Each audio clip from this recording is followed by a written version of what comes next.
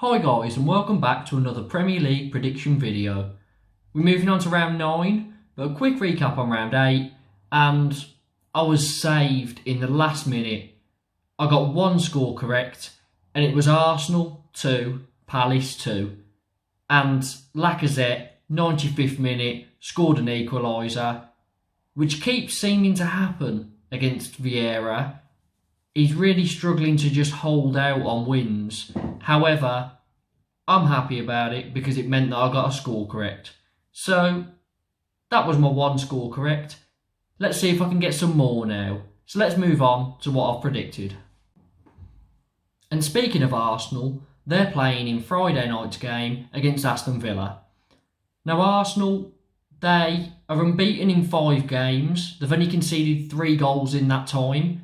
And 2 of them were in the last game, as I spoke about, against Palace. So defensively, they're very good at the moment. They're really keeping it tight at the back. That's 3 clean sheets out of those 5 games, which is very good going. It's difficult, this, because I don't see Villa causing too many issues for this Arsenal defence. However, if you go on past meetings, Villa have won the last 3 matches against Arsenal, which is a bit surprising. However, it sort of means that Villa tend to turn up when they play Arsenal. So can Arsenal keep them out and finally break that curse? I'm not so sure. But Villa, they've lost 2 in a row.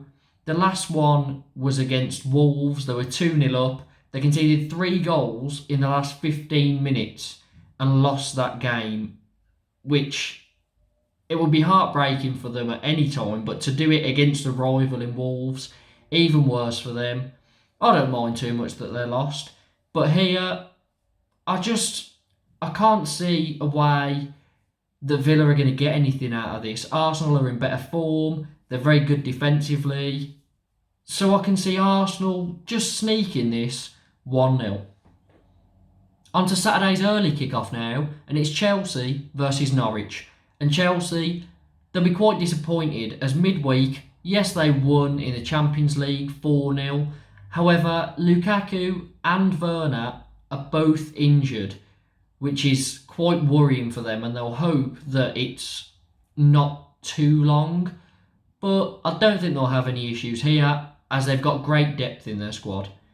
Norwich, they've picked up a little bit. They've drawn their last 2 games, both 0-0, so they've kept 2 clean sheets, but they haven't scored.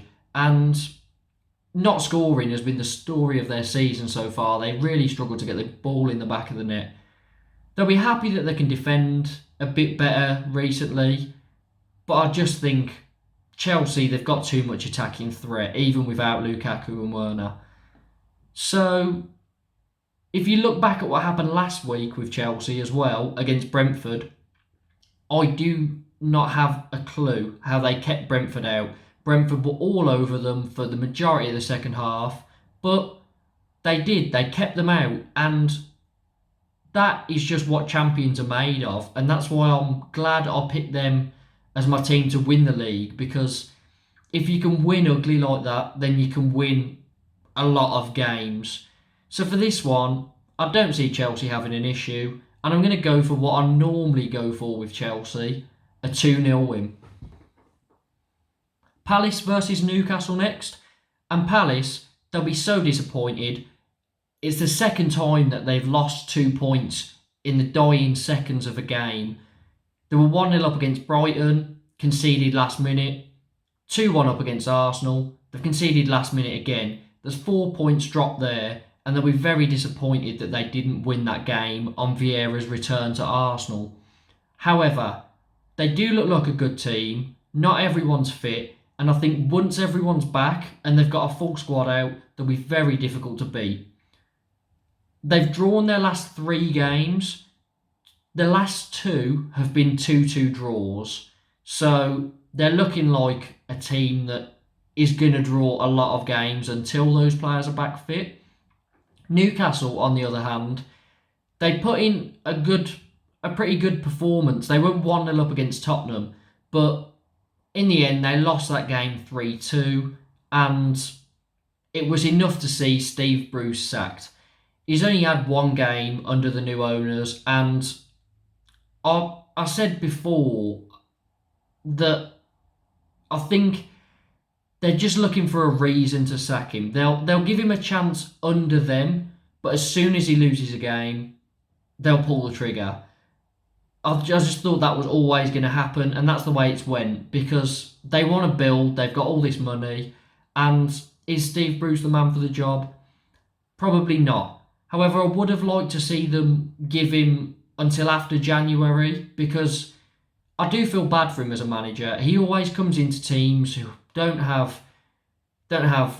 doesn't get much money. I know he did when he signed St. Maximin and Joelinton, but the recruitment wasn't there. I'd just like to see him have a bit of fun and a bit of freedom in a team, but he's gone now, and it probably makes sense because the way the team was playing, they were just going straight down towards the relegation zone. So they don't want that, obviously. For this one, I think it's really difficult to call because on quality, Palace should win this, but Palace like drawing at the moment. Newcastle now not under Steve Bruce.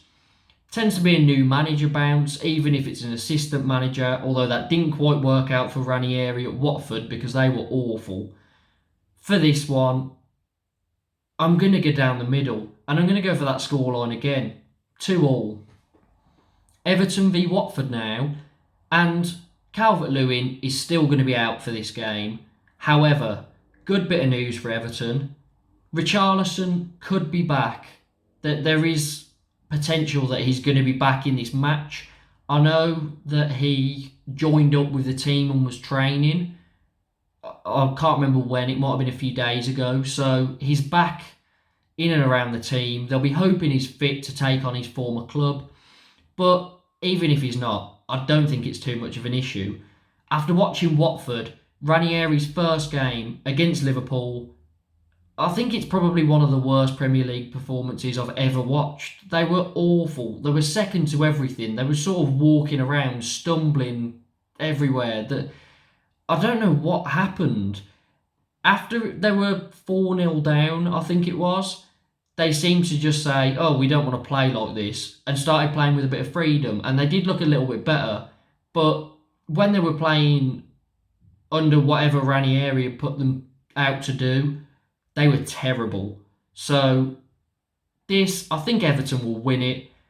But I think Watford might nick a goal just because of the quality of Ismaila Sarr. I think if they didn't have him, they would get relegated easily. I think he's their only chance of survival. But Everton, even without Richarlison and Calvert-Lewin, maybe Richarlison's there, they've got too much quality. So I'm going Everton to win 2-1. On to Leeds versus Wolves now. And for Leeds, the struggle is just continuing. They lost 1-0 to Southampton. They aren't playing well at all. And I'm a bit worried for them. I think they'll snap out of it soon when they've got players back. But for this one, I think Bamford and Calvin Phillips are both still going to be missing.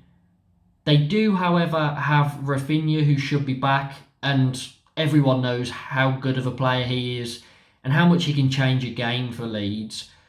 I think that will be what gets them a goal here. But Wolves, the penny seems to have finally dropped under Bruno Lage. They've won 3 games in a row. The last one, they were 2-0 down against Villa, completed a 15-minute comeback right at the end, won it 3-2. And all those chances they were creating at the start of the season that they could not put away, they're now putting away. So I think they're just going to keep climbing up the table at the moment, and I can see their winning run continuing here. Wolves to win 2-1. On to a game that you'd have to pay me to watch. It's Southampton versus Burnley. Now this is not set up to be a very interesting game at all. They're both don't score many goals at all. Southampton, they did pick up their first win of the season, so that supercomputer that predicted that they wouldn't win a game this season is wrong. They beat Leeds 1-0. good victory for them. Leeds aren't in the best form. It would just look like a scrappy game, and they just came out with the winner. However, for this, it's just going to be pretty boring, I think. Burnley, they've drawn 2 of their last 3 games. I've got to go for a draw again. And I'm not sure whether there will be any goals or not. It's difficult, but I think as both teams seem not to be very good, I'm just going to go for a 1-1 draw. Brighton versus Man City next on the Saturday's late game, and Brighton, they're going to be a bit concerned. They started so well, they were winning a lot of games. However, they've now drawn their last 3. The last 2 have been 0-0s, so they've stopped scoring. And the last one was against Norwich, who, they're bottom of the league. They're obviously not very good. They don't score many goals and they tend to concede a lot. So they'll be disappointed that they didn't manage to win against Norwich. And I don't think it gets much easier from here, as they've got Man City. With Man City, they beat Burnley 2-0. The only surprise in that game is that it wasn't by more. They were always going to beat Burnley. They always do. But it's normally about 5. So I'm not sure if that was down to Burnley just defending a bit better, Man City stepping off the gas. But 2-0, they'll take the win. They'll move on. And I think they'll win here as well. I'm going to go Man City to win 2-0. Moving on to Sunday's fixtures and starting off with Brentford versus Leicester. And for me, this is probably going to be the most entertaining game of the weekend. Brentford, they obviously lost 1-0 to Chelsea, but in that second half, Brentford were just so impressive. Obviously, they didn't score, which you might say was not impressive. They had a lot of chances. But the way they just pinned Chelsea back and were all over them, it seriously looked like Brentford were the Champions League holders in that game. They just would not stop. It was relentless. And Edouard Mendy, Chelsea have him to thank, because he got them all 3 points. I don't know how he was pulling off some of the saves he was. But Brentford were very good.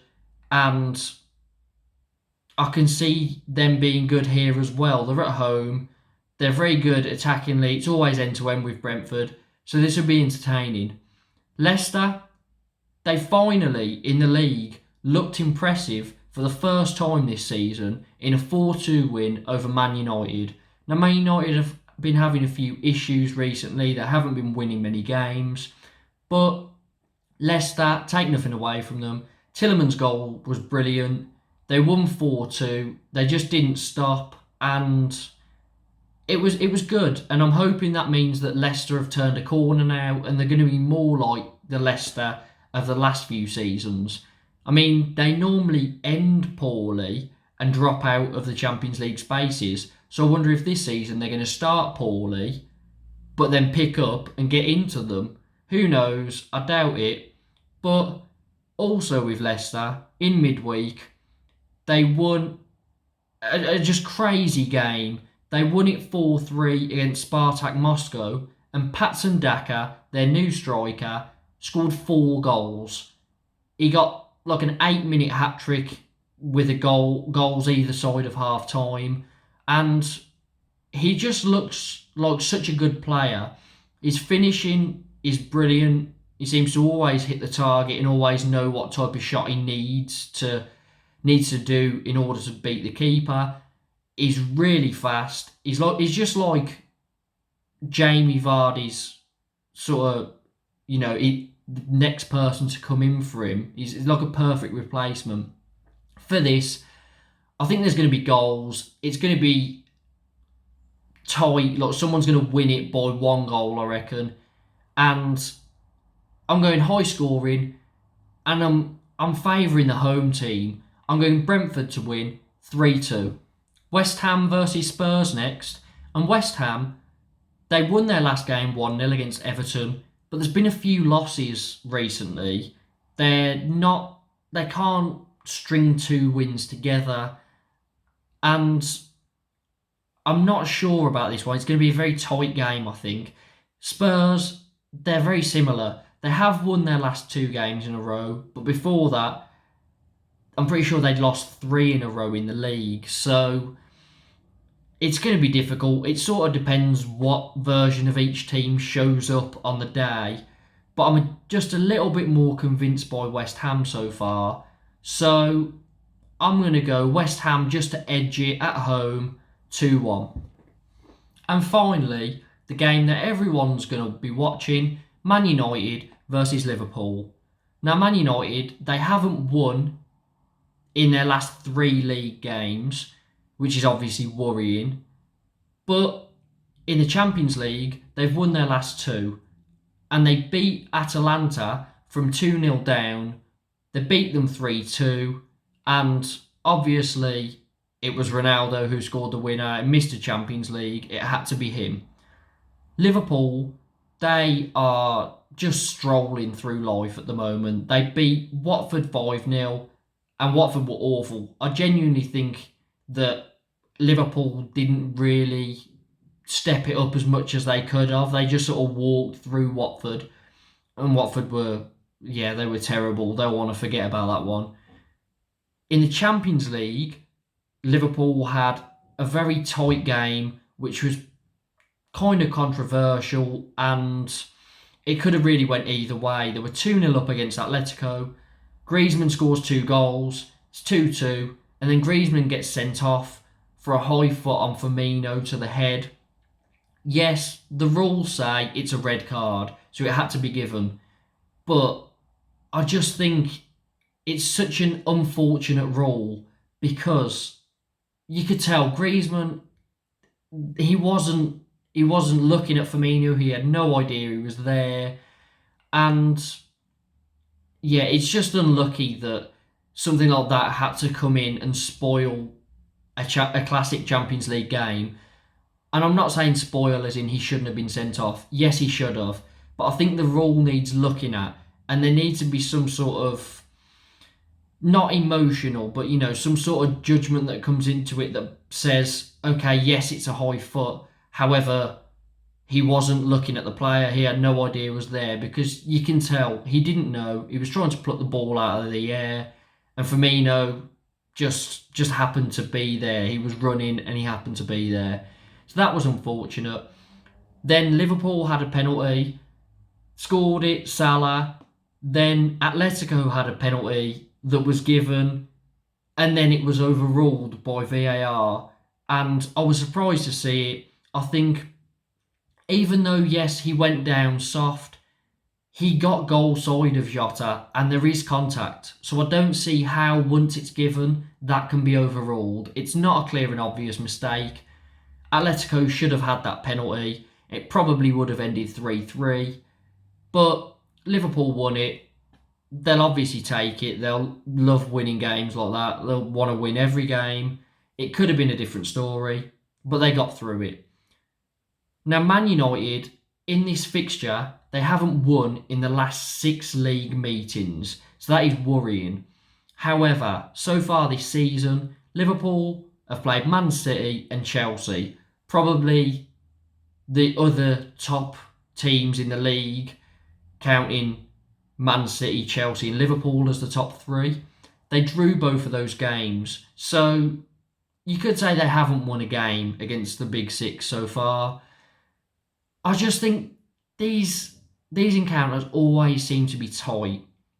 And it's making me think that even though Man U haven't been great recently, they can get something out of this. They're at home. The crowd will obviously be going crazy and get behind them. As long as they get a good start, I think they can get a draw. But if they start how they did against Atalanta, if they go 2-0 down, I can't see them getting back into it against Liverpool, even though Atletico did. For this, I'm going to do it. I'm going to call it down the middle and go for a 1-1 draw. So that's it. Those are my predictions for the 9th round of Premier League fixtures. What game are you most looking forward to? Let me know in the comments. Let me know what you agree with, what you disagree with. and put your predictions for all the games down in the comments. Please like the video, subscribe and hit the notification bell for more Premier League content.